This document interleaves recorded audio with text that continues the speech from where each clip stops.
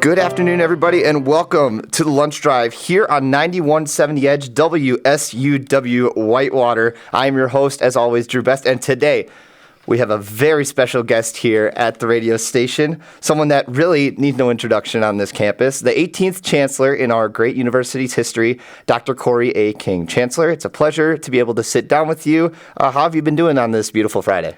Happy Friday. It is a pleasure to be here. It's a beautiful day, and glad to be a part of the conversation today. Yeah. Chancellor, I heard through the grapevine that you had a little bit of radio experience in your past. You want to tell us a little bit about that? Yeah, that was years ago when I worked at Florida Atlantic University, and it was just an opportunity to engage and be a part of not only a radio station, but we also had a television station, and just the opportunity to be in that space and to be in this space here is kind of deja vu. Yeah, it's a little bit different, of course, in every situation. But I mean, coming from Florida to Wisconsin now, you've been here for a few years now, but that also means that you've had to deal with a couple more rough winters. So how has that adjustment been? Yeah, it's been fantastic. I actually, one of the reasons I came to Wisconsin is because of the weather.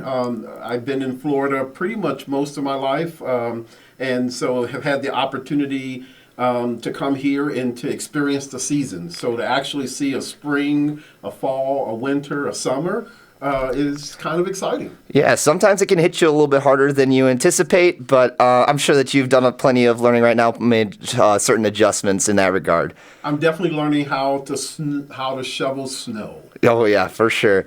Yeah, with that, we're going to get into our interview questions for today, Chancellor. Just to start, can you tell us a little bit about your own college experience? We know that you are a first-generation college student yourself. Yeah, I'm a first-generation college student. Of course, both my parents did not graduate from high school. They were actually sharecroppers in Georgia. One was in McRae, the other was in Attapurgis, Georgia. And so the experience of coming to college at Florida State University, I was a part of the TRIO program. I'm one that can really say that TRIO works. So that experience and coming to college and that opportunity, I didn't realize that I would have this opportunity, but my mother and father made some sacrifices in order to give me this experience, and I'm grateful. Yeah, of course. And then you make your way through college, and then you pick up the idea that you want to get into education. So why did you choose that ultimately as your career path? Yeah, but so if I, to be honest, I wanted to be a football player. I was just, I really wanted to play for the Miami Dolphins. I wanted to be like a Don Shula or Dan Marino, and so I had football in my sight. My mom had a different idea for me in terms of that space, and so at the end, I had several mentors who were educators. And through their mentorship, I fell in love with education and decided that I wanted to be a teacher. Yeah, and I mean, you've made pretty much all your way through the steps. Did you always kind of know that college education was going to be your path, or were you looking more in other directions? Outside of playing football, my mom did say to me that having a concussion was not an option, that it was important for me to have a college education. And so I knew at the end of the day that was going to be a part of my trajectory. Of course, and I mean, that's something that's grown more prevalent in modern day, as well as seeking more out about head injuries and making sure that people are keeping track of those things at a higher level. And I think that technology has been able to help us out with that as well. But I mean, next on the list, let's bring it back to Whitewater. Obviously, you had a little bit of a stint in Green Bay, and then now you're the chancellor here. So what was that process like of getting into Whitewater? Yeah, so when I applied to Whitewater, two reasons, right? One is because the university's commitment to access and their commitment to affordability, our commitment to accessibility, and our framework around serving students with disabilities. Those were key. And then the second was when I came on campus, I just fell in love with the people, with the campus, with the environment, and knew this was a place I wanted to be and wanted to work and wanted to live. Yeah, and I mean the other thing that people notice about your time here is that it seems like you were at multiple events in a day. You're showing up for different events, whether it's student government or other associations on campus, other clubs, other organizations. How do you keep your schedule together and to be able to kind of match all that? Yeah, well, I have to admit, I got some wonderful staff who help me navigate the day to day. I got people who are surrounded around me in terms of making sure that I am in places that continue to speak to our mission, our core values, our vision, and so that really keeps me going. And I think the biggest surprise for me in being in Whitewater is I don't have to sell the university or people love the institution. Students love it. Alumni, community stakeholders, faculty, staff. When you say Whitewater, it means something, and people just resonate. And so the fact that I don't have to sell the university, but the university sells itself, that was a surprise to me, but also a great added benefit. Mm-hmm. There's all sorts of ways that you can really benefit from being here across education, across all the schools, across athletics, across really any organization that you join. You can create great relationships. But I kind of want to get into those core values a little bit. I've heard you talk about it before. It kind of feels like 3 pillars, but I think that the one that always sticks out is Warhawk Bold. So why don't you tell me a little bit about how you came up with that and what that means to you? Yeah, so you think about when I first got here, I attended nearly 500 programs, events, activities, and I noticed that there was a niceness about the university, about who we are as a community, and just thinking about, all right, so there's this Whitewater nice, there's this Warhawk nice. How do we now move beyond just being nice, but being assertive? And what does that look like? And so as we transitioned to the idea of being assertive, I noticed that we were doing some amazing things, that there are people who were doing, whether it was in the classroom or co-curricular, whether it was on the field in athletics or on the courts or off the field, off the courts, we were just doing some amazing things, but we were not telling our story. And so for me, I was thinking, how do we become more bold? How do we become more out there in terms of telling the things that we're already doing and letting people know that we are a great place? And so that's where that concept came in terms of being Warhawk Bold. Yeah, and I mean, that's always something that you look for as you come into a position like this is obviously it's off to a great start, but how can I project it to the next level? Exactly. Yes. But the next question that I have is kind of also along the same lines. What are some of the main challenges that UW-Whitewater faces, and what are your current goals as the chancellor? Yeah, when you think about higher education as a whole, there are definitely a lot of opportunities and challenges. And so, one for Whitewater is continuing to be affordable, right? We have to make sure that we are focused on access, we're focused on affordability, that we're focused on providing an inclusive education, and so making sure that is at the core of what we do. Focused on mental health, the well-being of our campus and our students, making sure that our students have the financial resources and pathways to get a degree.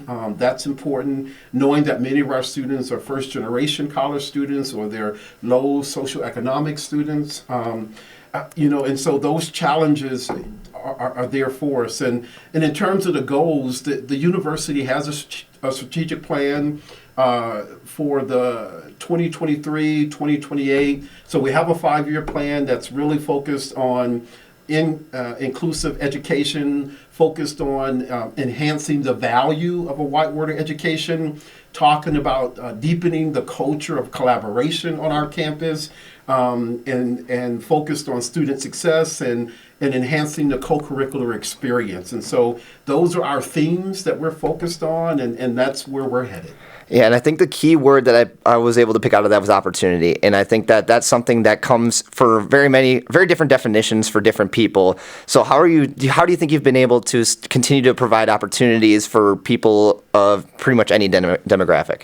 Yeah, so I spend a lot of my time working with the universities of Wisconsin in terms of the system, meeting with legislators, meeting with the state and federal and local, and just building those connections. And for me, it's through those connections that we are providing opportunities for our students on the ground. Making sure that our students have the resources, making sure that we support our faculty and our staff and inside and outside of the classroom, and giving students an opportunity who may not have had an opportunity to experience college and to walk away with a college degree. Yeah, I mean, the challenges are always there, but obviously creating those opportunities for people is the goal of the university. So next topic of conversation, I mean, you have been here now. This is going to be coming up in a few weeks, your full academic year at Whitewater. You were inaugurated in February. So in this first year, what are some of your favorite memories and experiences that you've had? Yeah, well, I love graduation. It's something about graduation and watching those students, our students, walk across the stage, and knowing that their resilience and their hard work and their dedication is paying off, and seeing their families excited. Other memories, of course, is the inauguration. I remember that like it was yesterday, in terms of the love that was shown by the community and the excitement around the next chapter of our great university in terms of my leadership. I love when we have award ceremonies, and this is that time of the year where we're having the Involvement Awards or CSD Awards, or we just had the Rainbow Celebration. It's just having all of those type of awards to recognize our faculty, our staff, and especially our students. Those are all memorable for me as well. And I do love sports, and I got to tell you, I love all sports, but I lean in a little bit more to football. And one of my most memorable moments is just the opportunity to be on the football field and to experience that Warhawk grit and that competition, and really engage with the campus community. That day that we had over 20,000 students and faculty and staff and community leaders and alums all at Perkins Stadium was just breathtaking. And so those memories are just right there in front of me. Yes, of course. And sports is one of the things, obviously, that I want to talk to you the most about, with my background being formerly a sports director at the radio station, calling those football games in the booth. Obviously, sports is a big part of my livelihood as well. But, I mean, I think that being around the Warhawk football team, especially with a football background, you have to admit that had to have been a very valuable part of kind of just being here. So what have you enjoyed most about being involved with the football team? Well, I played football when I was in middle school and high school. I did not get to go to college to play football in that aspect. At that point, my mom had different opportunities and pathways for me. And so being in a space where we are experiencing collegiate athletics and football and basketball and soccer and tennis and volleyball, and just so many different opportunities on our campus. As a Division III athletic program, we are top notch. We are number one, and we are knocking it out of the park in every aspect. And so, for me, sports is a part of the student experience, and to be a part of teams that are care about our university, but also who are quality student athletes and coaches, is just incredible. Yeah, and the time that you've been able to interact with coaches and athletes here on campus, what has the general energy been like, and what sticks out the most about these athletes? Yeah, the energy is just all that. It's the commitment. Our players, our student athletes are just committed to the space. They have a grit. They have a drive.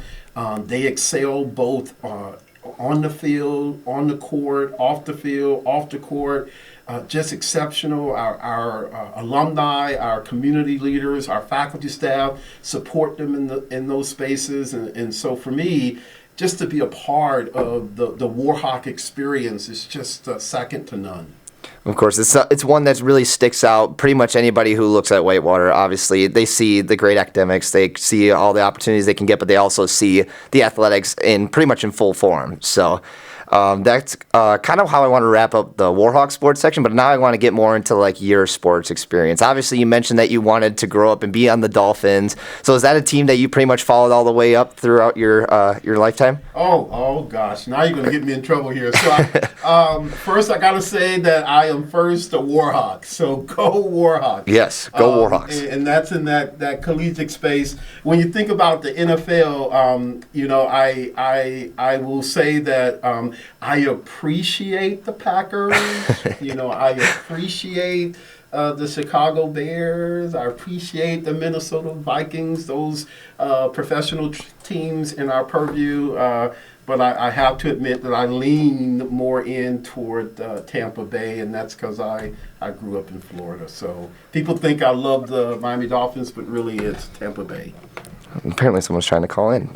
That's not allowed right now. But I mean, the Tampa Bay Buccaneers, obviously, there were some very fun teams that they had back in those times. Who were some players that you watched and you were like, I want to be like that person one day? There were two. One was, of course, Dan Marino, and the other was John Riggins, number 44. I remember him from the Washington Redskins. And so, those were people that I looked up to and thought one day I wanted to be, a football player. But I have to say today that I am just honored that my trajectory was changed, that my mother saw more in the leadership of this opportunity for me. And because of her, because of mentors and people who just poured into me, and because of the love of the people here on this campus, I have the honor now to be the 18th chancellor of this incredible place.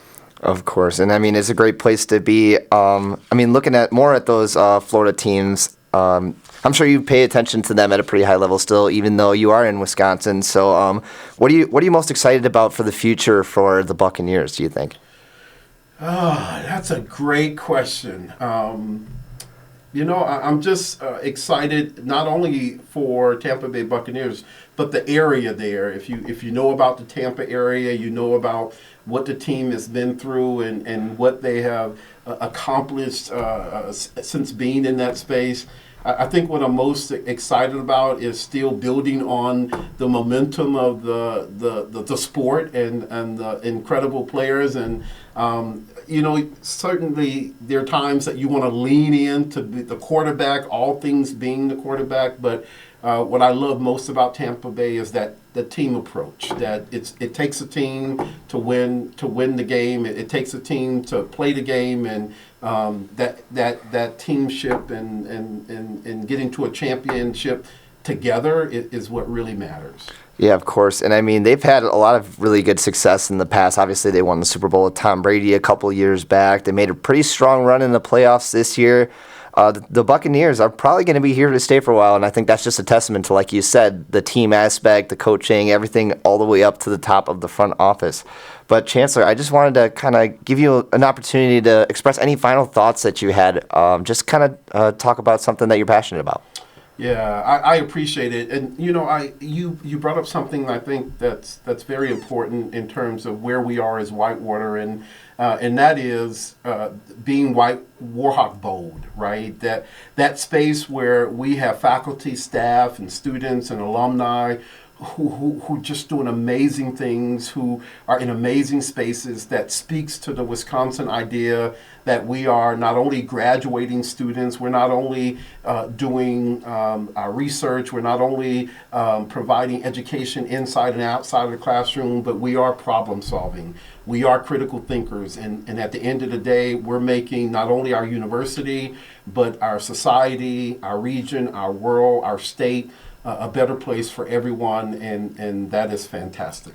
Yeah, and I think that another great thing that we've been able to have access to on this campus is real world experience, because obviously you can go and get those internships and you can do that all that stuff, but you can also have those opportunities right here, really in any school that you attend on this campus. So what can you say about just being able to have people prepared to be able to go out into the real world before they even leave the campus? Yeah, that's right. And again, I go to our faculty and our staff who provide those spaces as mentors and providing students pathways for internships and co-ops and those high impact practices. And so our faculty and staff do that every day in order for our students to get those real world, real life experiences. And I believe that completes their well-rounded, holistic development and making them prepared for life beyond UW-Whitewater. Of course. Chancellor King, thank you so much for your time. Your commitment to this campus is undisputed, and you will serve as a true role model for all the incoming generations of Warhawks. Thank you very much for joining the show.